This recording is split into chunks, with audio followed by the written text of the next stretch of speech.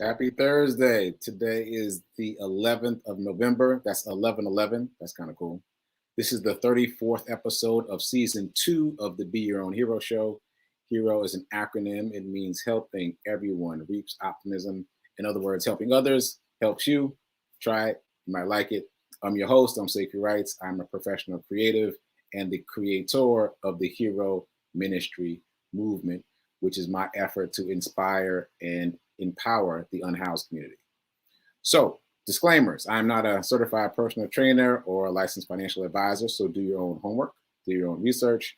Shout out to New Thought Media Network for allowing me this space and this opportunity to be here and to talk about my journey of becoming my own hero. And this season, my journey of becoming my own financial hero. Check me out here Monday through Friday, 10 a.m. Eastern, and that'll soon change, but for now, it's 10 a.m. Eastern. If this show provides any value, feel free to like, comment, tweet, share, etc., and enjoy the journey. So that said, shout out to the heroes in the chat. Thanks for joining in. Thanks for watching me live. And let's do the Hero Ministry news first.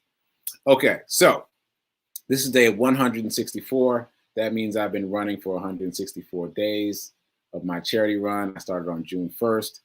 And it also means there's 23 days left until the 4th annual Hoodies for the Homeless event on December 4th. So coming up quickly. Today is Tally Thursday, so I'm going to give you a couple of numbers. I just gave you two. 164 days running. 62 days of me running a 5K every day, at least a 5K every day. So over 2 months of me running at least a 5K every day. 23 days left, 430 miles run so far. That means I've only got 61 miles left. And I mean, shout out to that. 439 miles is a lot of miles. And then also about $1,500 left. To be exact, $1,520. But actually, that's not exact because a couple things. Someone asked me for the donation link on Facebook. Someone else asked me for the donation link on TikTok. And Ramona Curtis and I did a lot of chatting yesterday about her donation. So just a reminder, Ramona Curtis is the founder of Unhoused St. Louis, and she made a donation. And it's going to stand. The donation is going to stand. She made a donation, a per mile donation. So for the month of November. Yeah. So I'll try to keep you posted, Ramona, on how many miles I've run.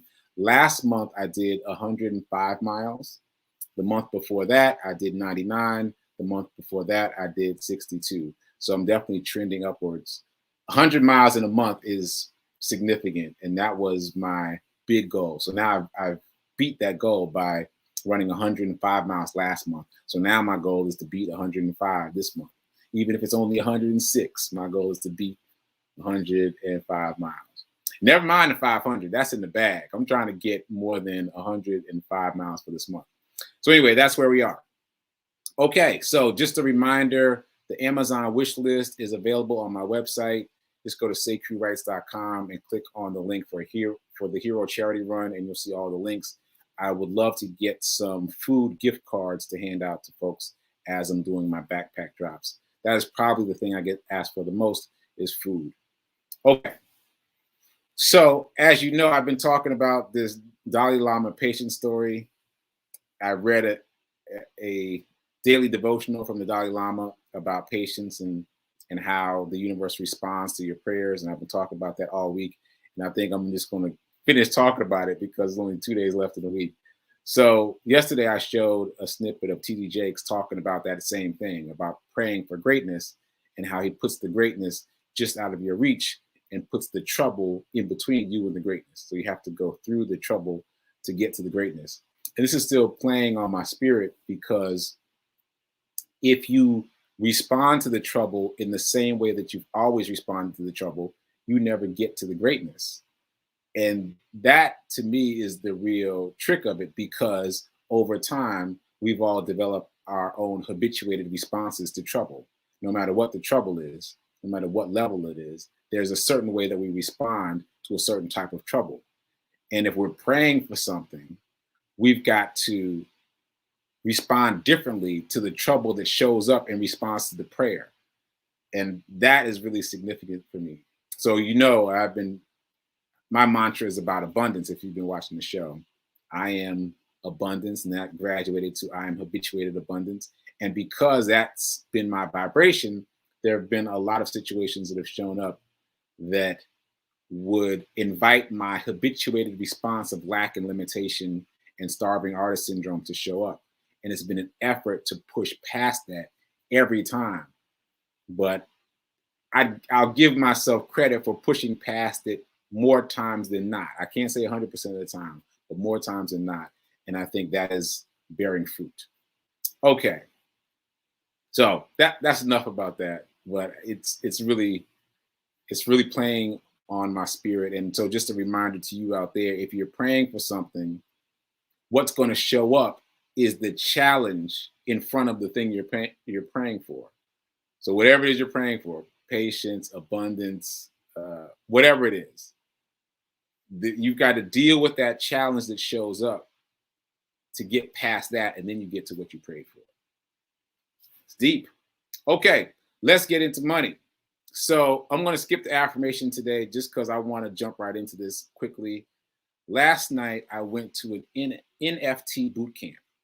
NFT, N as in Nancy, F as in Frank, T as in Thomas. NFT boot camp. And let me tell you, first of all, I signed up for the 101. They had a 101, and then right after that, they had like a 401. I signed up for the 101, and my intention was to leave right after the 101. And during 101, I was like, I'm about to leave right now. This is too much information.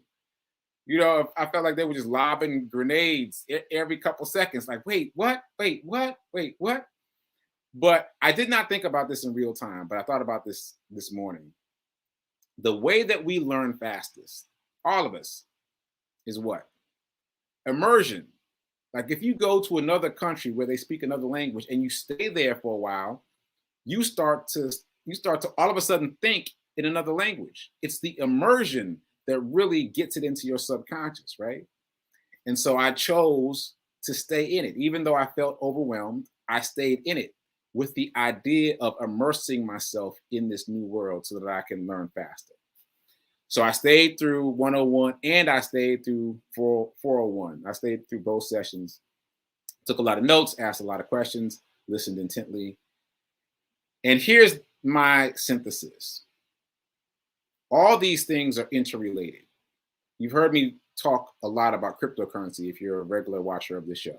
I've talked about cryptocurrency, and just recently, just this week, I've started talking about the metaverse because I just discovered the metaverse. Otherwise, I would have been talking about it a long time ago. But cryptocurrency and the metaverse and NFTs are all interwoven. They're all different layers of essentially the same thing, this cryptoverse.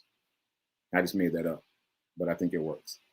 So let me explain very basically what's going on. For me, the knowledge that there is this metaverse is the thing that makes everything else make sense to me. Right? So I've been talking about cryptocurrency in terms of real world applications. By the way, what they call that in this space, what they called it last night, is IRL. IRL, in real life, abbreviation for in real life. So I've been talking about the in real life applications, but there are all these metaverse applications that make much more sense. And so that's how I'm understanding it today based on what I learned yesterday. So let me just jump into this. So for example, just to recap what the metaverse is, it's a virtual reality parallel universe. It is already up and running. It's been running for a long time. It accelerated during the pandemic because everybody was home and people were jumping into the metaverse. And so it grew rapidly. So what you do is you put on the virtual reality goggles, you hold these two handheld things that mirror your body's movements, and you just walk around and live in this virtual reality until you take the goggles off, until you check out.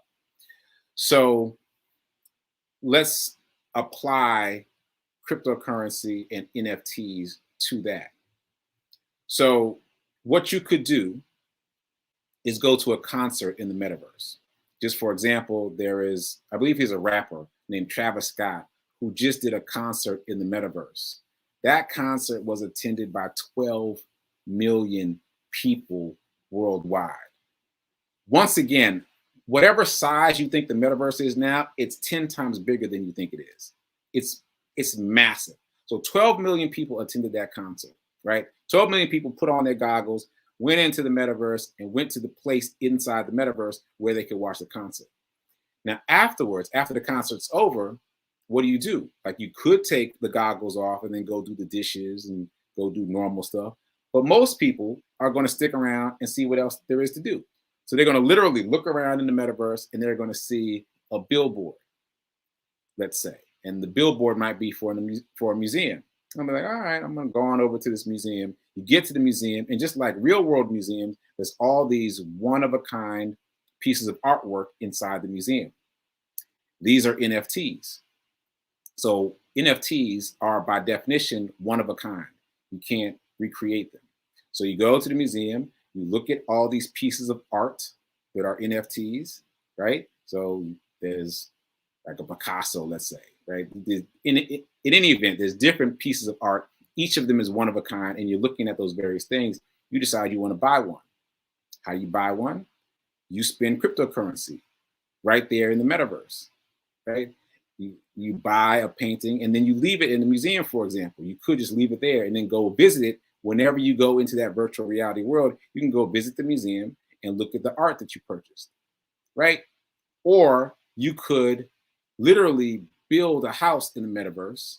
And so therefore you can take the NFT from the museum over to your house that you built inside the metaverse. And that's the house that you visit after your 9 to 5. When you put your goggles on, you say, all right, let me go to my beach house that I created and look at my art that I bought from that museum.